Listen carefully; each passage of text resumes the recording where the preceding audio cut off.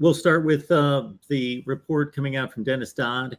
As we discussed before we started to record, Oregon, Washington, Stanford, and Cal being reviewed, evaluated by the Big Ten. Your thoughts on this one? Well, the verbiage here is very important because I know that people love to jump to the next step, and it's understandable to want to forecast about all of that. But the language here of being reviewed means that this is just happening within the Big Ten. This is not, as far as we can tell right now, as we're taping this, ongoing discussions between the schools and the Big Ten, but they're thinking about expansion. And the language that you've seen from Kevin Warren, the Big Ten commissioner, I think has been very smart and very methodical and in the conference's best interest. I think he's been doing a really good job, actually. And what he's doing here is keeping the Big Ten's leverage by saying we're evaluating them. We're not talking to them, but we're evaluating them and seeing if they're a potential school they'd want to add. He said they're not targeting schools, they're not actively looking to expand, but they're always monitoring to see what a potential addition could look like to their conference. And I think when you look at these four schools, they all bring something a little bit different to the table from the Big Ten's perspective. I think the Big Ten's top target right now is Notre Dame, but the Irish are contemplating whether or not they want to actually join a conference. But that piece from Dennis Dodd points out that Stanford could be an allure if they're in the Big Ten, that they would want to maybe go together because those two schools have a very rich history together, specifically on the football field.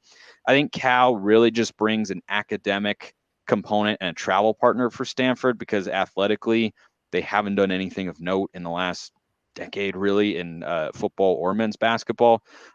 Stanford's done a lot in secondary sports, but not as much in football and men's basketball in the last few years. Washington, you have the Seattle media market in there.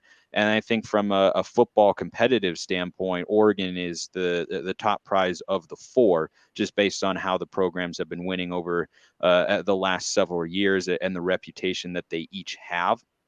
And it's been well sourced for a little while now that this is where Phil Knight would like Oregon to end up, is in the Big Ten. The financial considerations, these schools might have to take less than what other Big Ten member institutions are getting, but it would still be vastly more than what you would get by staying in the Pac-10 or maybe a new Pac-12 if they were to expand. I mean, those numbers are only in like the $20 to $30 million range, according to reports. So I think this is an encouraging development if you're any of those schools. Now, it hurts other schools in the Pac-12 or the conference as a whole, but I think for Oregon, that's clearly where their hopes are. I don't have a great burning desire to see them go to the Big Ten. There are a myriad of factors there that I could give you 35 or so minutes on, but we don't have to go all into it right now. But I understand the appeal of the Big Ten, and being in that conference would give Oregon stability and some increased financial resources as well from the conference. So it's certainly there are some good components there, and it's as an Oregon fan, good to see the Ducks in the mix.